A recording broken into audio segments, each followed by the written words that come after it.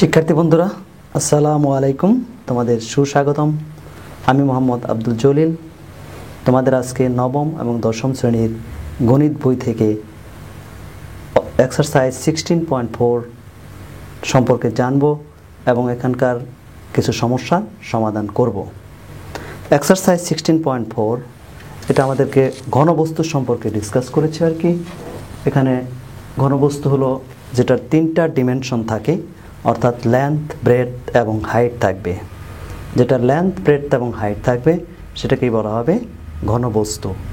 তো আয়তাকার ঘনবস্তু আমরা যে ব্রিক দেখেছি, ইট দেখেছি, ইটের সাথে এটা একটা মিল আছে। দেখো এই ইটের তিনটা সাইড যদি এ বি সি হয় তাহলে এর ক্ষেত্রফল হবে 2 × AB + BC + CA। অর্থাৎ 2 হলো কেন, এটা এই নিচের অংশের যদি আমরা ক্ষেত্রফল চিন্তা করি তাহলে এটা আসবে AB, এরকম একই সাইড আরেকটা থাকে আর কি। অর্থাৎ এখানে 6টা পৃষ্ঠদেশ থাকে, 2টা করে পৃষ্ঠদেশ মিল থাকে, যার জন্য এটার ক্ষেত্রফল হবে 2 × AB, অর্থাৎ নিচেরটার জন্য A × B, উপরেরটার জন্য হবে A × B। আমাদের এই শেডটার কথা চিন্তা করি তাহলে এটা হবে B × C, আর এই শেডের সাথে এই শেডটা মিল আছে, এটাও হবে B × C। আর আরেকটা শেড আমাদের ভিতর সাইডে থেকে গেছে, এই শেডটা আর কি, সেটা হবে আমাদের C × A। তাহলে এর ক্ষেত্রফল হবে 2 × AB + BC + CA। এর ভলিউম হবে লেন্থ × ব্রেডথ × হাইট, অর্থাৎ ABC। এবং এর কর্ণের দৈর্ঘ্য হবে √A² + B² + C²। 3 ডিমেনশন ফিগারের যে কোনো ফিগারের কর্ণের দৈর্ঘ্য হয় √A² + B² + C²। if it is a rectangular solid। আমরা যদি ঘনকের কথা আসি, ঘনক হলে রেক্টেঙ্গুলার সলিডের মতো, শুধু এখানে অল সাইডসগুলাই ইকুয়াল থাকবে। সবগুলা সাইড যদি ইকুয়াল থাকে তাহলে সেটাকে তোমরা যদি বাস্তবের কথা চিন্তা করো, লুডোর যে ডাইস দেখেছো আর কি, এটা একটা ঘনকের বার্নিং এক্সাম্পল। এই ঘনকের ক্ষেত্রফল হয় 6A²। কেন 6A² হয়? প্রত্যেকটা সাইড এখানে A থাকে। একটা যদি আমরা পৃষ্ঠের কথা চিন্তা করি আর কি, তাহলে সেটা হবে A × A, that is A²। এই ঘনকের ক্ষেত্রে এরকম 6টা পৃষ্ঠদেশ থাকে। এর আয়তন হবে A × A × A, অর্থাৎ এর আয়তন হবে A³ এবং কর্ণের দৈর্ঘ্য এই ফর্মুলার সাথে আমরা মিল করতে পারি √A² + A² + A², অর্থাৎ সাইডগুলো B এর জায়গায় A আছে, C এর জায়গায় A আছে। তাহলে সেই ক্ষেত্রে কর্ণের দৈর্ঘ্য হবে √A² + A² + A², মানে √3A², দ্যাট ইজ এটা হবে √3A। আমরা ব্যালনের কথা আসি। ব্যালন হলো, এটাকে সিলিন্ডার বলা হয়। ব্যালনের বক্রতলের ক্ষেত্রফল, বক্রতল মানে যে কার্ভড সাইড যেটা আছে আর কি, এটাকে কার্ভড সারফেস এরিয়া বলে আর কি। এটা হবে অ্যাকচুয়ালি সারকামফারেন্স, সার্কেলের সারকামফারেন্স হলো আমাদের কি 2 πr, তার সাথে হাইট দ্বারা মাল্টিপ্লাই করা হয়, অর্থাৎ 2 πr × h, that is 2 πr h। আর এটার সমগ্র তল যখন আমরা চিন্তা করব তখন এটা কার্ভড সারফেস এরিয়া আসবে, অর্থাৎ বক্রতল আসবে, আর নিচে দুটো সার্কেল আছে, এই সার্কেল দুটার এরিয়া আসবে, অর্থাৎ তখন এটা আসবে এই বক্রতলের ক্ষেত্রফল আমরা already we got it 2 πr h, আর এইটুকুর এরিয়া হবে πr² আর πr², তার মানে দুটো মিলে 2 πr²। আমরা যদি 2 πr কমন নেই তাহলে এটা হবে h + r।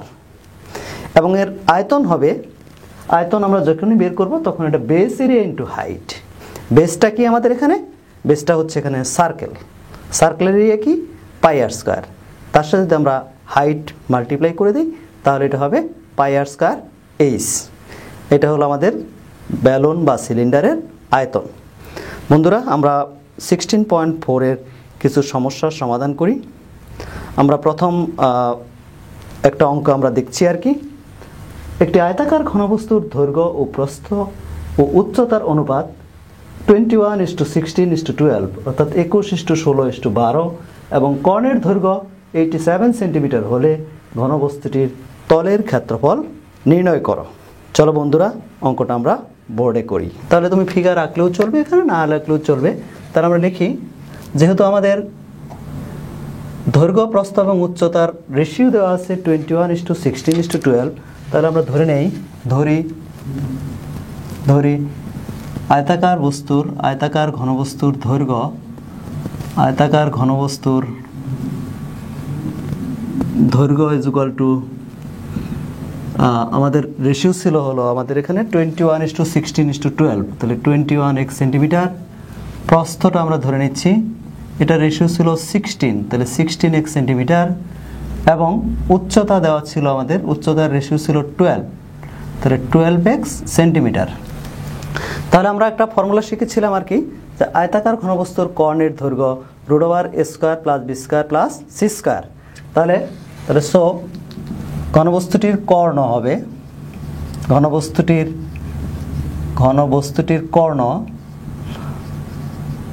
কর্ণের মান হচ্ছে আমাদের কত, √21x² + 16x² + 12x²।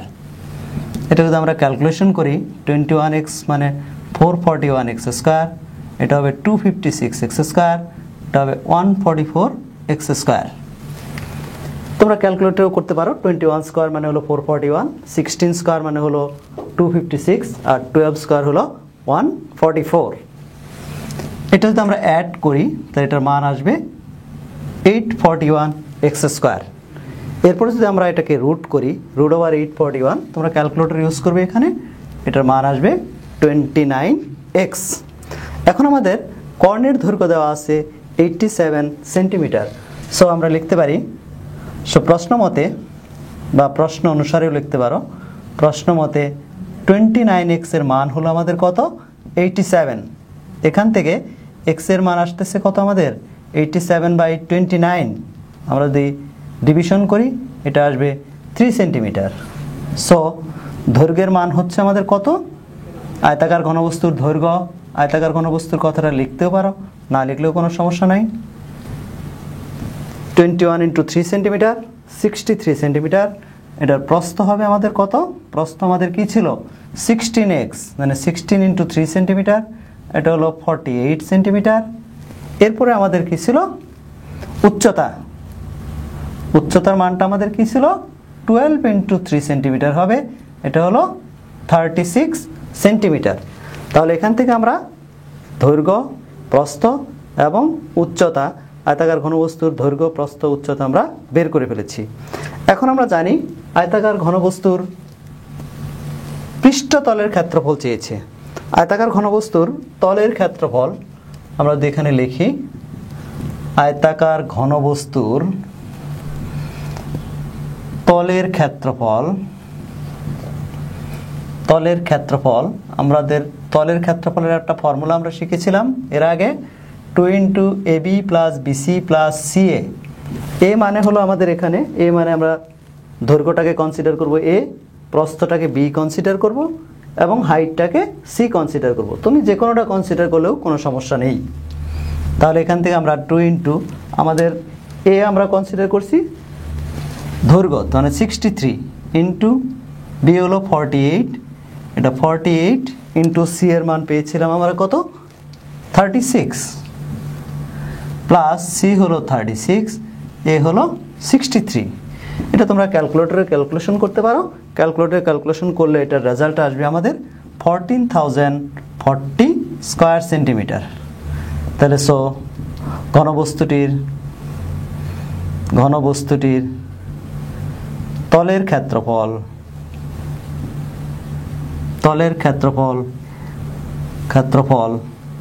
Is equal to 14,040 square centimetre. এটাই আমাদের উত্তর। বন্ধুরা, আমরা আরও একটা অঙ্ক করি এখান থেকে আর কি, এই ঘনবস্তুর অর্থাৎ এক্সারসাইজ 16.4 থেকে। আমরা 14 নম্বর অঙ্ক তোমাদের বই থেকে যদি নিই, তাহলে দেখা যাচ্ছে 12 সেন্টিমিটার উচ্চতা বিশিষ্ট একটি ব্যালনের ভূমির ব্যাসার্ধ 5 সেন্টিমিটার, এর পৃষ্ঠতলের ক্ষেত্রফল এবং আয়তন নির্ণয় করো। চলো বন্ধুরা, এই অঙ্কটা আমরা বোর্ডে সমাধান করি। এই ব্যালন যেটা আছে, ব্যালন মানে হলো সিলিন্ডার, এই সিলিন্ডারটার হাইট দেওয়া আছে 12 সেন্টিমিটার এবং রেডিয়াস দেওয়া আছে 5 সেন্টিমিটার। এখন এটার পৃষ্ঠতলের ক্ষেত্রফল মানে কার্ভড সারফেস এরিয়া, অ্যাকচুয়ালি এই কার্ভড সারফেস এরিয়া বের করতে হবে এবং এটার আয়তন বের করতে হবে। তাহলে দুইটা ফর্মুলা আমরা জানি, আমরা এর আগে দেখে আসছি যে ব্যালনের পৃষ্ঠতলের ক্ষেত্রফল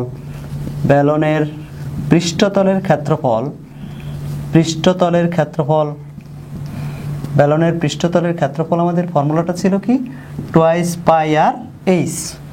তাহলে এখানে 2 × π × আর এর মান হলো 5 আর এইচ এর মান হলো এখানে 12।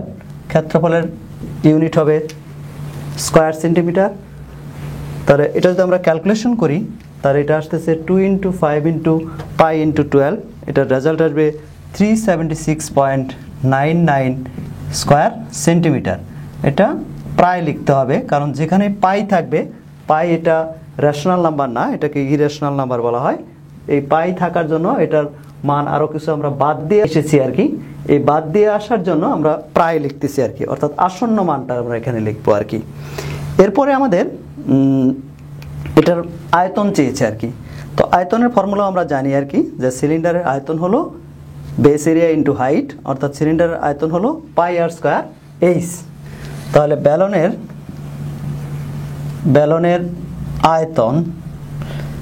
আয়তনের ফর্মুলা কি আমাদের? পাই আর স্কয়ার এইচ। পাই এখানে আর এর মান হলো 5 স্কয়ার, এইচ এর মানও 12। তাহলে 5 × 5 স্কয়ার × 12, এটা যদি আমরা ক্যালকুলেটরে ক্যালকুলেশন করি তাহলে এটার মান আসবে 942.48 কিউবিক সেন্টিমিটার প্রায়। ব্যালনের তাহলে পৃষ্ঠতলের ক্ষেত্রফল হইতেছে আমাদের কত? টুয়াইস পাই আর এইচ। এখানে আমাদের আর এর মান দেওয়া আছে 5, তুমি পাই এর মান 3.1416 যদি বসিয়ে করো তাহলে অঙ্কটার রেজাল্ট পাবে, কোনো সমস্যা নেই। জন্য স্লাইডলি ভেরিয়েশন হতে পারে, স্লাইডলি ভেরিয়েশনের জন্য মার্কস কাটা যায় না। তাহলে ব্যালনের পৃষ্ঠতলের ক্ষেত্রফল হবে টুয়াইস পাই আর এইচ, 2 × পাই × 5 × 12। এটা ক্যালকুলেশন করে আমরা রেজাল্ট পেলাম। আর ব্যালনের আয়তন মানে ভলিউম আমরা বের করবো, অর্থাৎ সিলিন্ডারের ভলিউম হবে পাই আর স্কয়ার এইচ। মানগুলো বসাই দিয়েছি, আমাদের রেজাল্ট চলে আসছে। বন্ধুরা, আমরা আরেকটা অঙ্ক এখান থেকে সলভ করতেছি। আমাদের এই 16.4 থেকে 17 নাম্বার অঙ্কটা দেখছি। 17 নম্বর অঙ্কের আমাদের কোশ্চেনটা ছিল, একটি লোহার পাইপের ভিতরের এবং বাহিরের ব্যাস যথাক্রমে 12 সেন্টিমিটার ও 14 সেন্টিমিটার এবং পাইপের উচ্চতা 5 মিটার। 1 ঘন সেন্টিমিটার লোহার ওজন 7.2 গ্রাম হলে পাইপের লোহার ওজন কত? চলো বন্ধুরা, এই অঙ্কটা আমরা বোর্ডে সলভ করি। বন্ধুরা, এখন আমরা 16.4 এক্সারসাইজের 17 নম্বর অঙ্কটা করছি আর কি। 17 নম্বর অঙ্কটা তোমাদের এসএসসি পরীক্ষার জন্য ভেরি ইম্পর্টেন্ট। 17 নম্বর অঙ্কের কোশ্চেনটা ছিল, একটা লোহার পাইপের ভিতরের এবং বাহিরের ব্যাস যথাক্রমে 12 সেন্টিমিটার এবং 14 সেন্টিমিটার এবং লোহার পাইপটার উচ্চতা হলো 5 সেন্টিমিটার। এখন ওই পাইপটাতে যে পরিমাণ লোহা আছে, এই লোহার ওজন নির্ণয় করতে হবে। আমাদের বলা আছে যে 1 সেন্টিমিটার লোহা = 7.2 গ্রাম। তাহলে আমরা অঙ্কটা সলভ করে দেখি আর কি। আমাদের পাইপের ভিতরের ব্যাসার্ধ আমাদের কত হবে? তাহলে পাইপের ভিতরের ব্যাসার্ধ এটা হচ্ছে আমাদের কত? 12/2 = 6 সেন্টিমিটার। তাহলে এখানে আমরা 5 মিটারটাকে আমরা ইয়ারতে কনভার্ট করে নেই, সেন্টিমিটারে কনভার্ট করে নিচ্ছি। 5 মিটার = 5 × 100 সেন্টিমিটার = 500 সেন্টিমিটার। আমরা যেহেতু সবগুলা ইউনিট একই নিতে হবে আর কি, আইদার আমরা এই 7 সেন্টিমিটারকে মিটারে কনভার্ট করব অথবা মিটারটাকে সেন্টিমিটারে কনভার্ট করব। আমাদের সেন্টিমিটারে কনভার্ট করলে সুবিধা হবে, কারণ হলো আমাদের অঙ্কটা আমাদের কোশ্চেনে বলা আছে 1 কিউবিক সেন্টিমিটার আয়রন = 7.2 গ্রাম। তাহলে ভিতরের অংশের আয়তন, পাইপের ভিতরের অংশের আয়তন এটা হবে কি আমাদের পাই আর স্কয়ার এইচ ফর্মুলা আমরা ইউজ করি। তাহলে পাই ইন্টু আর এর মান এখানে আমাদের কত আসতেছে? 6 স্কয়ার, আর এইচ হলো 500 এত কিউবিক সেন্টিমিটার। এখানে আমরা এটা ক্যালকুলেশন করব না, আমরা এই ক্যালকুলেশনটা লাস্টে গিয়ে করব, কারণ আমার লোহার আয়তনটা আগে বের করতে হবে। এই শেডেড পার্ট যেটা আছে, অর্থাৎ এইটা হলো লোহার পার্ট অ্যাকচুয়ালি। এই লোহার পার্টের আয়তনটা আমাকে আগে ফার্স্টে বের করে নিতে হবে।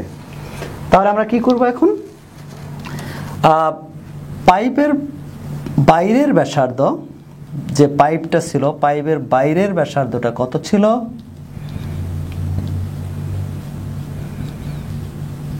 ব্যাসার্ধ ছিল 14/2 সেন্টিমিটার। এটা হলো আমাদের কত? 7 সেন্টিমিটার। তাহলে পাইপের বাইরের অংশের আয়তন কত হবে? এটা আমাদের একই ফর্মুলা আমরা ইউজ করি, পাই আর স্কয়ার এইচ, পাই ইন্টু এখানে আর হলো 7 স্কয়ার হাইট ওই আমাদের 500 সেন্টিমিটারই আছে, 500 কিউবিক সেন্টিমিটার। তাহলে আমাদের ভিতরের অংশের আয়তনটা আমরা বের করে ফেলছি, বাইরের অংশের আয়তনটাও বের করে ফেলছি। আমরা বাইরের অংশের আয়তনের থেকে যদি ভিতরের অংশ আয়তন বের করি তাহলে কি পাবো? আমরা লোহার আয়তন পাবো। তাহলে লোহার আয়তন আমাদের কত হচ্ছে? সুতরাং লোহার আয়তন হবে আমরা pi into 7 square into 500 minus pi into 6 square into 500। এই দুটা থেকে আমরা পাই ইন্টু 500 কমন নিতে পারি। তাহলে এখানে থাকবে কি 7 স্কোয়ার মাইনাস 6 স্কোয়ার। তাহলে pi into 500, 7 square minus 6 square মানে হবে 13। তাহলে এখান থেকে আসতেছে আমাদের এটা 6500 পাই, এত কিউবিক সেন্টিমিটার। এটা হলো আমাদের লোহার আয়তন। এখন লোহার আয়তন আমাদের কোশ্চেনে বলা আছে 1 কিউবিক সেন্টিমিটার লোহার আয়তন ইজ ইকুয়াল টু 7.2 গ্রাম। তাই আমরা লিখতে পারি, সো 1 কিউবিক সেন্টিমিটার লোহার ওজন দেওয়া আছে আমাদের 7.2 গ্রাম। তাহলে 6500 পাই কিউবিক সেন্টিমিটার লোহার ওজন হবে আমাদের কত? 7.2 ইন্টু 6500 পাই এত গ্রাম। আমাদের যেহেতু লোহা এবং এটা অনেক বড় রেজাল্ট, গ্রামের রেজাল্ট আছে, এটা আমরা কেজিতে নেই। লোহার ওজন গ্রামে মাপা হয় না। যদি গোল্ড হতো তাহলে এটা গ্রামেই রাখতাম, কিন্তু যেহেতু আমাদের লোহা, তাহলে 1000 গ্রামে হলো 1 কেজি। এটা আমরা ডিভিশন করে দিলাম। এটা আমাদের রেজাল্ট আসবে ক্যালকুলেটরে যদি তোমরা ইউজ করো 147.06 কেজি প্রায়। এটাই অ্যান্সার আর কি। এটা লোহার ওজনটা আমরা এখানে পেয়ে গেলাম। বন্ধুরা, তোমরা বাড়িতে কিছু কাজ করবে। এটা হোমওয়ার্ক হলো তোমাদের জন্য 11, 15 এবং 18 এক্সারসাইজ 16.4 থেকে এই তিনটে অঙ্ক তোমরা সলভ করবে, এবং এর জন্য আমি বেশ কিছু গাইডলাইন দিয়েছি। তোমরা 11 নম্বর অঙ্ক করার জন্য আমরা যে 9 নম্বর অঙ্কটা করলাম এটার সাথে কিছুটা সিমিলারিটি পাবে। 15 নম্বর অঙ্ক হুবহু আমি যে 14 নম্বর অঙ্ক করেছি এখানে যে ফর্মুলা ইউজ করেছি সেম ফর্মুলা তোমরা এখানে ইউজ করবে। আর 18 নম্বর অঙ্ক করার জন্য আমরা এক্সারসাইজ 16.2 থেকে 2 নম্বর অঙ্কটা করেছি। এই 2 নম্বর অঙ্কটা সলভ করলে তোমরা এই 18 নম্বর অঙ্কটা সলভ করতে পারবে। বন্ধুরা, তাহলে আমাদের 16.4 এক্সারসাইজ থেকে যে জিনিস ছিলাম তার লার্নিং আউটকাম হলো আমরা আয়তাকার ঘনবস্তুর সমগ্র তলের ক্ষেত্রফল কীভাবে বের করব সেটা জানতে পারলাম। এটা আমাদের আয়তাকার ঘনবস্তুর আয়তন কীভাবে বের করব সেটাও জানলাম। ঘনকের আয়তন, ঘনকের সমগ্র তলের ক্ষেত্রফল, ব্যালনের উচ্চতা, ব্যালনের আয়তন, ব্যালনের সমগ্র তলের ক্ষেত্রফল, ব্যালনের পৃষ্ঠতলের ক্ষেত্রফল কীভাবে বের করব সেটাও আমরা জানলাম। এই ফর্মুলা দিয়ে তোমরা এই ধরনের যে কোনো শেপ থাকলে তুমি তার ভলিউম, তার আয়তন বা অথবা তার বক্রতলের ক্ষেত্রফল খুব সহজেই বের করতে পারবে। তোমাদের যদি কোনো মতামত থাকে, তোমাদের অভিভাবকদের কোনো মতামত থাকলে তাদের সুচিন্তিত মতামত আমাদের ইমেইলে পাঠাতে পারবে। ধন্যবাদ, ভালো থেকো।